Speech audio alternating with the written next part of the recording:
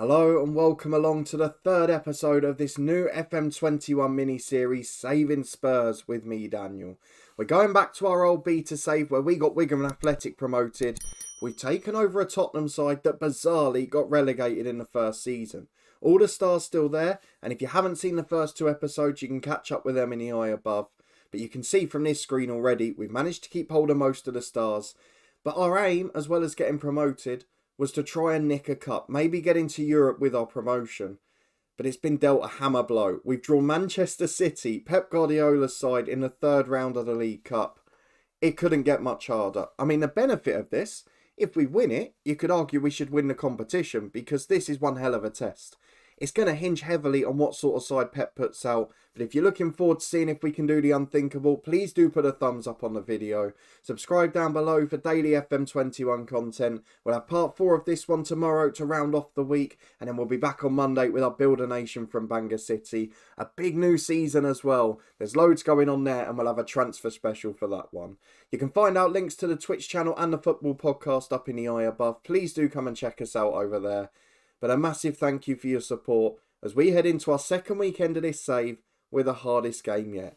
You can see we've been basically flawless in the league and it's worked out more as I expected rather than the bookies odds. We've ended up being top with West Ham just behind us.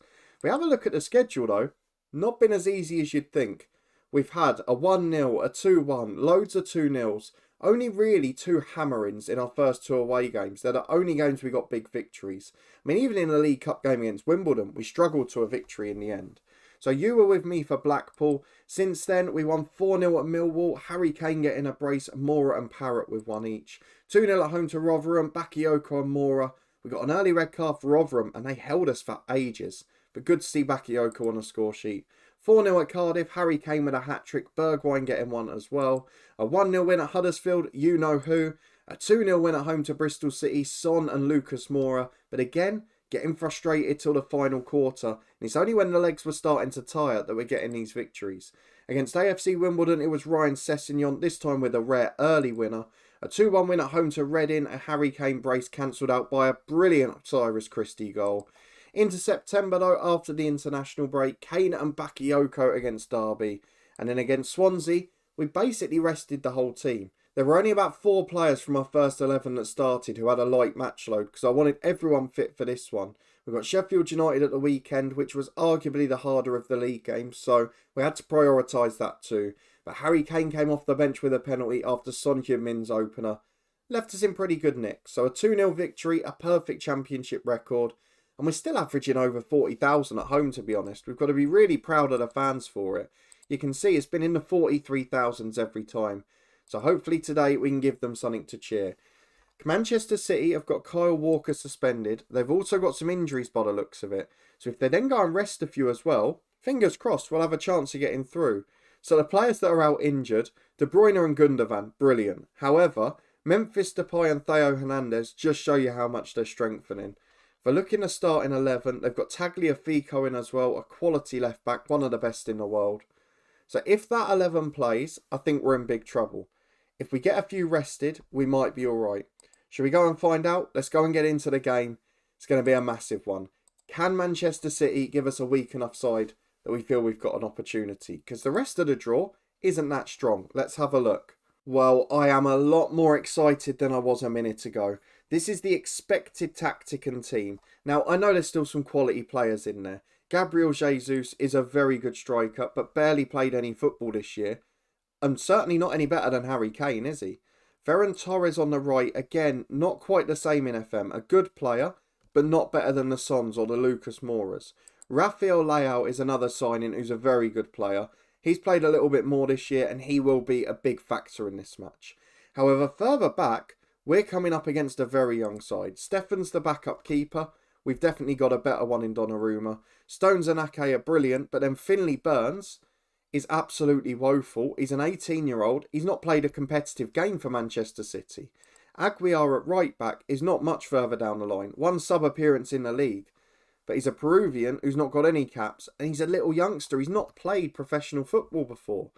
In midfield, Bernabe, he's a little bit more senior. He's played a year at Salford, but he's still nowhere near our level. Pep Guardiola's given us a chance here. Illich in the middle, again, a good player, not a great one. And then Matt Smith in a holding role is a young Welshman. So again, a good player who's got EFL experience.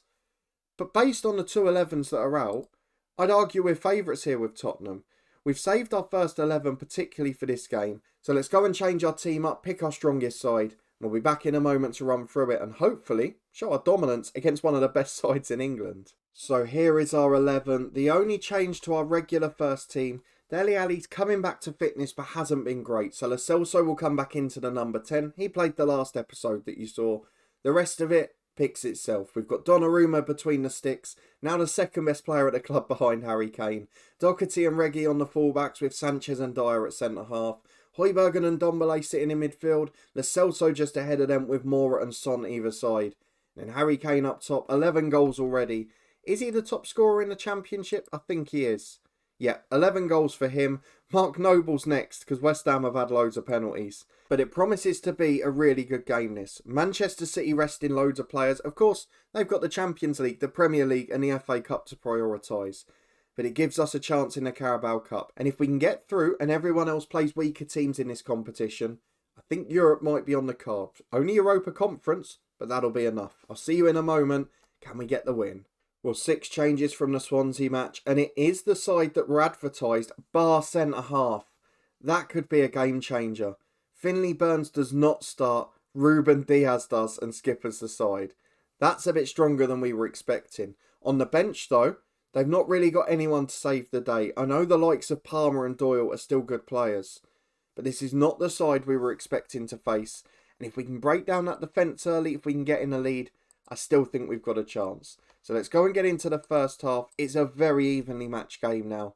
But hopefully at the City of Manchester Stadium, we'll be able to come out on top. Well, a very quiet half an hour, but despite the young midfield, despite the lack of quality in the team, Manchester City are wiping the floor with a stats wide. They've had all the shots in the game. We've barely mustered anything, which given the team we've got is pretty embarrassing, as Lucas Moura picks it up on the right. Hopefully on the counter we can nick one. Moura comes across halfway, running from right to left. He's got Son in support. Kane's getting up to the middle. They're all running away from him. Eventually wide to Reguilon. Can he deliver the cross? No, loses possession. Does win it back though. And Ndombele chips it up to Son. I think he's offside. Shot's blocked anyway. Back to Reguilon. Left side of the box. Can he cross? In at the back post. Lucas Moura's there. Heads over the bar. Not quite enough on that one. But to be honest, we've put up a pretty feeble effort so far. Coming up to half time, it's 0-0 here. We've got to do better than that. I'm sorry. I know it's Manchester City. And maybe the reputation counts for something. But look at the players they've got out there. They're playing a League One standard midfield. They're playing a youth player at right back. Surely, we've got to create something. Son Heung-min's playing a youth player who's never played a professional game from the start. And he's making it look easy for him. We're not going to make any changes just yet. We'll leave it for now. But I want a big reaction at the start of the second half. At the moment, though, all we're seeing is more City shots. As we're back with an hour gone, Davinson Sanchez picks it up in the middle. I've tried to go to a slightly shorter passing range, even though we're still seeing long balls, just to try and keep the ball, dominate the middle of the pitch. As Reguilon delivers a cross, Moura from 4 yards had half an empty net to aim at and heads it straight at Stefan. Wow. Let's get Son over to the right. We'll bring on Dele Alli off the left. Son will become an inverted winger on attack. No, support. Let's not get too carried away. We're going to have Lo Celso off for Parrott. And we're going to put Kane in behind. Again, try and get those quality players on the ball. And Højbjerg will be replaced by Bakayoko, who's done well for us recently. Let's stick with balance for now. But we're going to try and play through the middle. We're also going to... Is there anything else we can do, really? I'm not sure. I don't think we can offer much more than that. Unless we start a little bit deeper. And perhaps try and catch them on the counter a bit more. But we've taken a lot of the pace out of the side now. So let's confirm those changes. 25 minutes to go. We just need one chance as Bakayoko wins it deep. Dele Alli playing a risky pass into his own box. And then just hoofs it back to Aguiar. That's absolutely woeful. Been really poor since he's come back, though Kane's nicked it. Releases Troy Parrott. Can the young wonder kid deliver? Off the bench, dinks the keeper. Harry Kane turns provider. Getting that quality into midfield has made such a difference. He drops deep, he gets the ball, releases Troy Parrott, the new striker, off the bench. And that's a lovely finish over the keeper. 1-0 to Spurs, that's what we needed. Now can we cling on? Because we've really come back into this game since the changes. As we're 10 minutes to go, we've got a free kick just outside the box. Son will take it, not sure why it isn't Kane. Son does though, it's a great effort, stopped by the keeper. The second save's even better though. Parrott goes 6 yards out to put the rebound in. Steffen's up like a shot to make the save. Excellent reflexes to stop it. But we've still got possession with Bakayoko to Dyer and Doherty. And it peters out. But I tell you what, since those subs, we've looked incredible.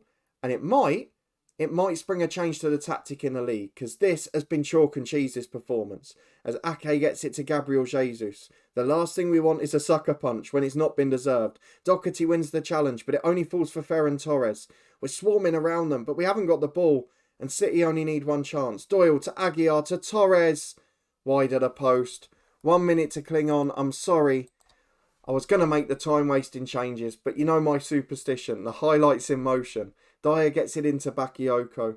We look so much better in possession. This might change our season. Son releases Parrott. Kane's running with him. Parrott goes for the shot. Blocks us for a Son Heung-min. Back to Doherty. Kane's on the edge if he can find him. Instead goes to Doherty again. Back to Bakayoko. To Son. Free in the middle. Doherty's back on the right. In towards Dele Alli. We look superb playing this way. I'm going to have to trial it in the league. Because we have just dominated. Albeit with a very weakened side. One of the best sides in English football. Manchester City 0, Spurs 2. Thank you, Pep, for that lineup. Thank you to the boys for implementing the tactical change well. But now we have to see who we get in the 4th round. You could argue based on that we want to draw the top sides early because maybe they'll rest a few players. Having said that, I'm not going to complain if a League One team comes out the hat. We'll be back in a minute for the draw to finish the episode. But so far, so good, despite a little bit of luck with our opponent's team selection. And we finish with the draw. I would guess, based on the fact that Birmingham and Cardiff are listed as the 2 least reputable sides left, that there must be no one below the Championship in this draw. There aren't. And there's not many Championship teams. Birmingham, Cardiff, Preston and Brentford. And then other than that, it's all of the Premier League sides. Although there are the likes of Forest, who, to be fair, have not got a squad ready for the Premier League. I say this, I've clicked on them. Look, they're 16th. They're safe at the moment. Did they have a big end to the transfer window or something? Not really. I'm not quite sure what's caused all of that, to be honest. Sofiane Boufal's back. That's good to see. And Sam Byram as well. But we quite like a draw like that. I think we'd win it comfortably. Let's have a look at who we get, though. First team out is Bournemouth. I mean, to be fair, I'm looking for the top dogs here. Liverpool are gone. Manchester City, obviously, we've knocked out. And then even the tier just below that. Your likes of Everton aren't there, Newcastle's. I think Leicester are probably the only one from that next group. And maybe Aston Villa, depending on their signings. But the likes of Arsenal, the likes of Chelsea and Manchester United, of course, still the 3 other big boys. Let's get through the draw. Bournemouth play Forest. West Brom play Chelsea. There's one of them gone. Tottenham at home. Please don't be Arsenal or United. Can you imagine? Because if it's a North London derby, they're not going to play the kids, are they? It's Fulham. I think we'll take that. Arsenal go away to Burnley, United host Leicester. So one of the bigger sides out there. And to be fair, if Burnley can nick something, they got into Europe this year, they might be able to put Arsenal out too. So let's have a look at this Fulham side. Still led by Mitrovic. They did alright last year. 15th place. Parker's still in charge. They look perfectly solid and they've started the season well in 9th place. So that is going to be the next episode. We know what our priority is this year. Tomorrow we will be back to face Fulham at the end of October. Another big opportunity in the Carabao Cup. Can't see Fulham resting the whole team like City did. But hopefully, for our sake, they do. We're flying in the Championship. We're going to try that new passing tactic and hope that it leads to better results. So we've had far too many tense games for my liking in the Championship this year.